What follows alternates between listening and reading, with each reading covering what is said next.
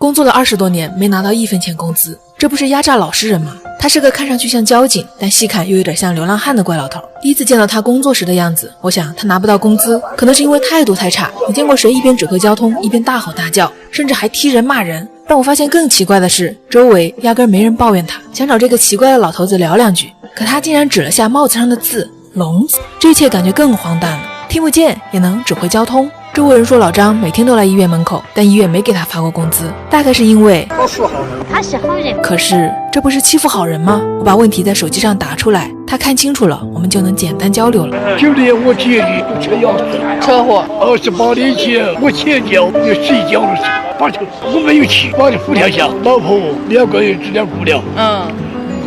因为交通事故痛失此生几乎全部的至亲家人，他说的每一个字都沉重的能压垮一个人全部的坚强。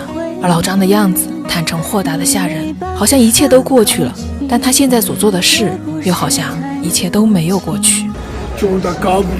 我问他为什么这么多年一直在这家医院门口指挥交通呢？他给我看他的腿，原来他曾经在这家医院做过腿部手术。这座医院没有收他钱，所以说他就义务在这里指挥交通。明明自己都这么难了，可他还在用尽所能回报别人。好人2字形容老张好像远远不够啊。我问他除了指挥交通还做其他事吗？他拿出手机操作得飞快，熟练得一点不像80多的老人。他搜索出曾经媒体对他的报道，这20多年间他竟然还曾抓住过300多个犯罪分子。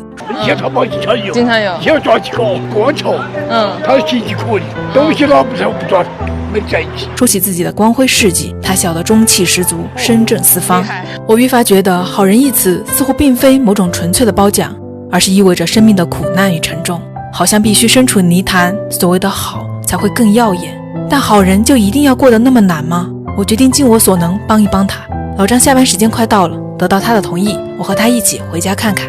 一路上司机小孩好像人人都认识他，有小孩偷偷塞几块零花钱给他，有陌生的路人给他转上10块20块，对方给的真诚，老张也自然收下。这绝非施舍，而是出自敬佩之下的赠予。老张说现在老了，国家很照顾他，廉租房只需要100块租金1个月，已经很不错了。老张的家不大，门口堆满了饮料瓶，他骄傲地说这些能卖钱。家里没有像样的家具，物品都随意堆放着，墙上写着他自我提醒的琐事。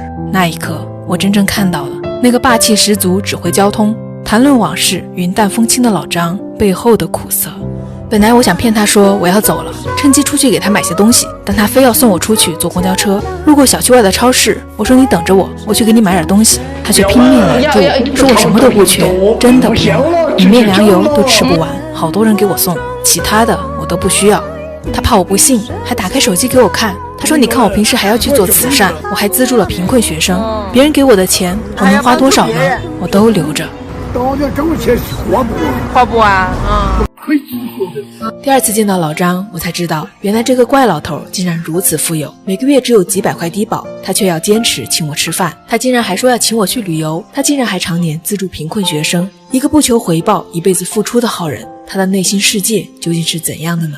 很多不了解他的人认为他这不过是受刺激后导致的不正常，疯疯癫癫。老张帽子上写着聋子，听不见外界的闲言碎语，因此他说话的声音特别洪亮，在公共场合有些格格不入，旁人常常对他翻白眼，甚至对他当面说上一句傻子吧，他都听不见，依旧乐呵呵的。整座城市里估计有1半的人都认识老张，他独居的家却令我有些心酸。离开这座城市之前，我决定再去看看他。上一次我们来到老张家，本来想走的时候给他买点东西，但是他拼命拦住我们，所以这一次呢带了一些东西看看他。大概是因为孤独，老张在家的时间极少，这些都是软的，能吃得动的蛋糕，不知道你喜不喜欢吃？我不想吃，只有2度的样子。那上次我看到你喜欢喝饮料，给你买了一些。你买的好贵币，4块。我买了几个3块啊！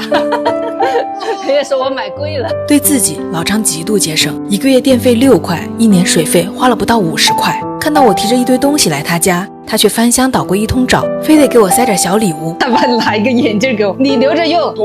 那个瞬间，我感觉并不是我来看望了老张，而仿佛是小时候去亲戚家串门，被亲戚塞了2个橘子，那般亲切自然。我问老张平时在家做什么吃，他指给我看他的厨房。电饭煲里面现在是一锅肉，他平时煮饭煮菜都是用这一个锅，这个里头全是辣椒面。说着他又拿起2瓶辣椒酱塞给我，说你们重庆口味爱吃辣，这个很好吃。我觉得不能在老张家再待下去了，我只不过给他带了点并不昂贵的零食与日用品，他却总想回赠我。我请他们在外边吃，爷爷要请我们吃饭。昆明老张今天又做好事啊，今天要请我吃饭。你们想吃好要点了呀，别问价格。哦，不问价格，别问价格。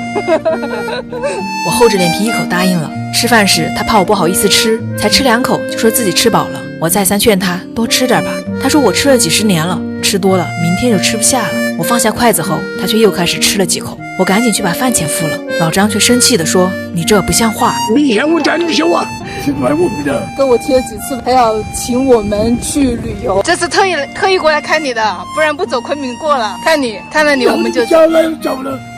我死掉了。哎呀，身体好得很。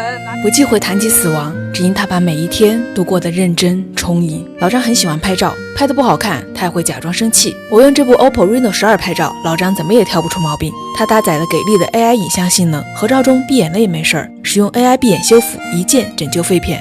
照片中的路人杂乱背景，用 AI 消除功能，让修图不再困难。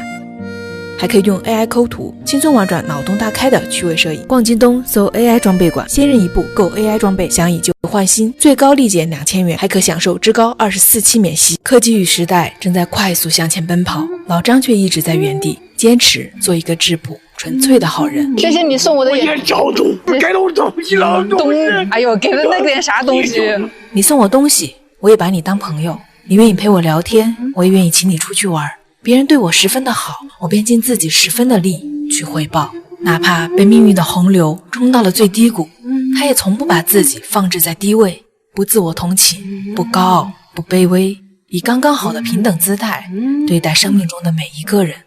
所以老张真的是富有的好人，因为人这一辈子最珍贵的他都有，他身上付出的光芒掩盖了他承受的苦难。这一次我们谈起好人，无需去贩卖苦难，苦难再沉重，在老张面前也不值一提。坚强淹没了命运的不公与凄苦，敬佩超过了同情与怜悯。谢谢你，老张，你让好人这个词变得更好了。